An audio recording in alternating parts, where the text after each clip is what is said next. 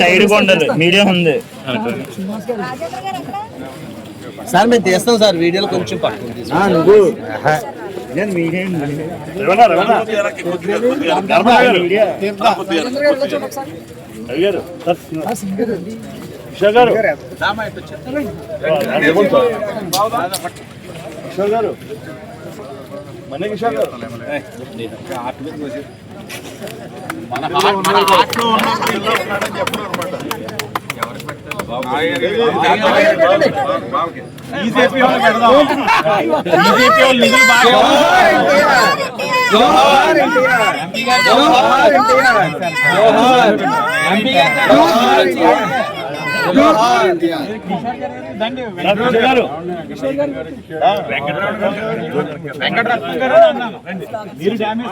జోహార్ ఎన్టీఆర్, జోహార్ ఎన్టీఆర్, జోహార్ ఎన్టీఆర్.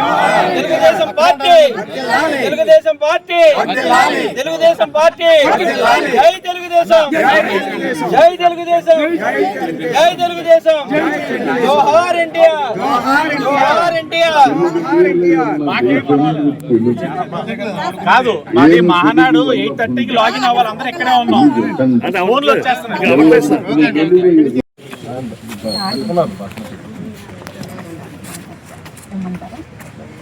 మహానాడు రెండవ రోజు ఏదైతే చాలా ప్రాధాన్యత కలిగిన రోజు, విశ్వవిఖ్యాత నట సార్వభౌముడు అన్న నందమూరి తారక రామారావు గారికి ఘనమైన నివాళులు అర్పిస్తూ ఆయన్ని స్మరిస్తూ ఈ రోజున తెలుగు జాతి అభ్యున్నత కోసం, తెలుగు రాష్ట్రాల యొక్క శ్రేయస్సు కోసం పుట్టిన పార్టీ తెలుగుదేశం పార్టీ.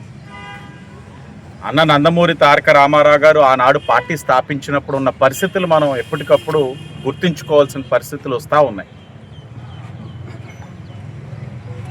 పార్టీ స్థాపించిన నాటి నుంచి ఈనాటి వరకు కూడా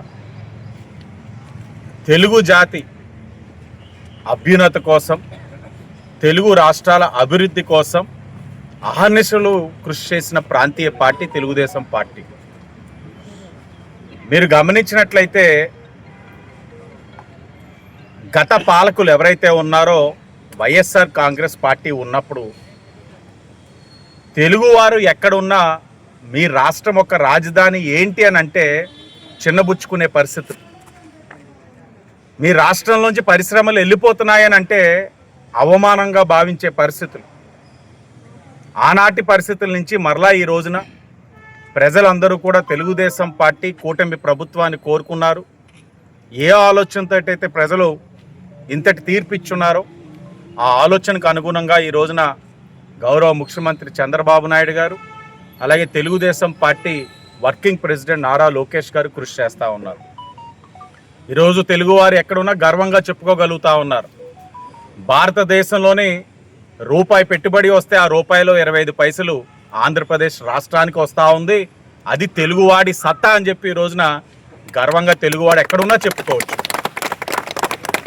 దక్షిణ భారతదేశంలో అనేకమైన రాష్ట్రాలు గూగుల్ అనే ప్రతిష్టాత్మకమైన సంస్థ కోసం పోటీ పడితే మా తెలుగు రాష్ట్రంలో ఉన్న ముఖ్యమంత్రి గారు గూగుల్ని విశాఖపట్నం తెచ్చుకున్నారని గర్వంగా చెప్పుకోవచ్చు.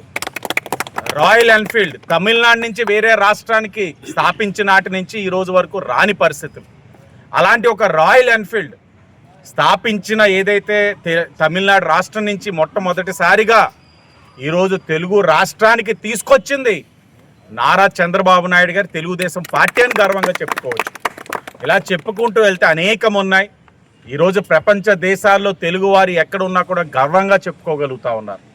నా రాష్ట్రం మళ్ళీ అభివృద్ధి చెందుతూ ఉంది, నా రాష్ట్రంలో ఉపాధి అవకాశాలు వస్తూ ఉన్నాయి, నా రాష్ట్రంలో యువతకు ఉద్యోగ అవకాశాలు వస్తూ ఉన్నాయి అని గర్వంగా చెప్పుకోగలుగుతూ ఉన్నారు.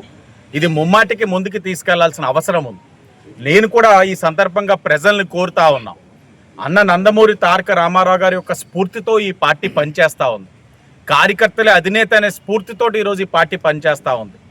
మహిళా సాధికారత కట్టుబడి ఈరోజు నిన్నటినే చూస్తున్నాం. 33% రిజర్వేషన్ కూడా చట్టసభలో ఇచ్చిన ఘనత తెలుగుదేశం పార్టీ. ఆనాడు అన్న నందమూరి తారక రామారావు గారు ఆస్తిలో మహిళలకి సమాన హక్కు ఇచ్చి స్థానిక సంస్థలో రిజర్వేషన్ ఇస్తే ఈ రోజున వర్కింగ్ ప్రెసిడెంట్గా ఉన్న నారా లోకేష్ గారు మహిళలకి చట్టసభల్లోని కేంద్రంలోని ఏదైతే బిల్లు ప్రవేశపెట్టకపోయినా వీగిపోయినా మహిళా సాధికారతకి కట్టుబడి ఈరోజు 33% ఇచ్చిన ఘనత తెలుగుదేశం పార్టీ అన్నది కూడా మనం తెలియజేసుకోవాలి. తాతయ్య గారి యొక్క స్ఫూర్తితో ఈరోజు లోకేష్ గారు ముందుకు వెళ్తూ ఉన్నారు. కార్యకర్తలు గౌరవిస్తూ ఉన్నారు. ఎన్నడూ లేని విధంగా ఈ రోజున కార్యకర్తలందరికీ కూడా ప్రభుత్వంలోని కార్పొరేషన్ చైర్మన్లు కానీ డైరెక్టర్లు కానీ ఎండోమెంట్స్లోని అనేక స్థానాలు ఇవ్వడం జరిగింది. ఈ నియోజకవర్గమే ఉదాహరణ. రాష్ట్ర కార్పొరేషన్ కానీ డైరెక్టర్లు కానీ సుమారు 13 మందికి వచ్చింది. రాష్ట్రంలో ఏ నియోజకవర్గానికి కూడా ఇన్ని రాలా.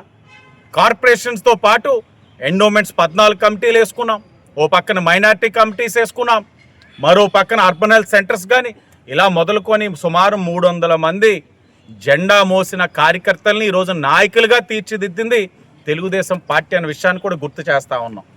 ఇవన్నీ కూడా ఒక మంచి అడుగు వైపు అడుగులు వేసుకుంటూ వెళ్తూ ఉన్నాం. అభివృద్ధి వైపు అడుగులు వేసుకుంటూ వెళ్తూ ఉన్నాం.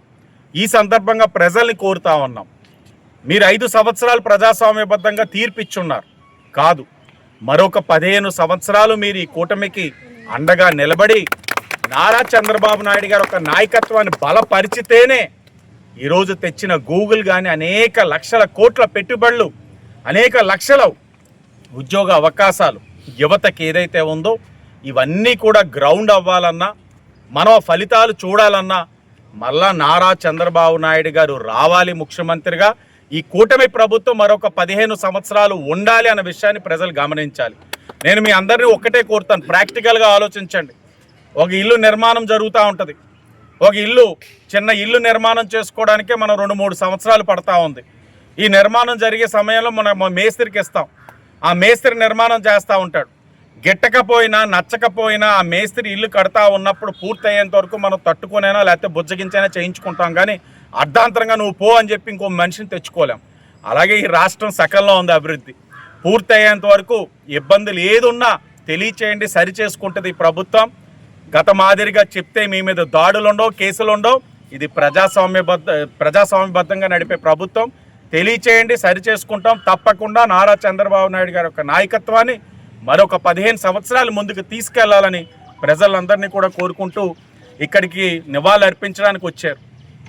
వీళ్ళందరూ కూడా విద్యావంతులు, పరిణితి చెందినవారు, వివేకంతో ఉండేవారు.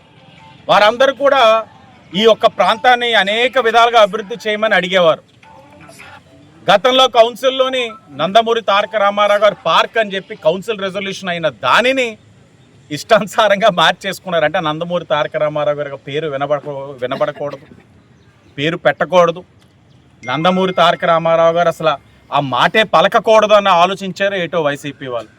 కూటమి వచ్చింది. ఆనాడు కౌన్సిల్ రెజల్యూషన్ ఏదైతే చట్టబద్ధంగా నందమూరి తారక రామారావు పార్క్ అని పెట్టున్నామో, డాక్టర్ నందమూరి తారక రామారావు పార్క్, దాన్ని కూటమి వచ్చిన వెంటనే అమలు చేశాం. వాళ్ళకి కూడా చెప్తా ఉన్నాం, మీరు తీసేస్తే ఇది మాయమైపోయే పేరు కాదు ఇది. అలాగే మీరు తుడిచేద్దాం అనుకుంటే చెరిగిపోయే పేరైతే ఇది కాదు. ఇది ప్రజల గుండెల్లో ఉన్న పేరు.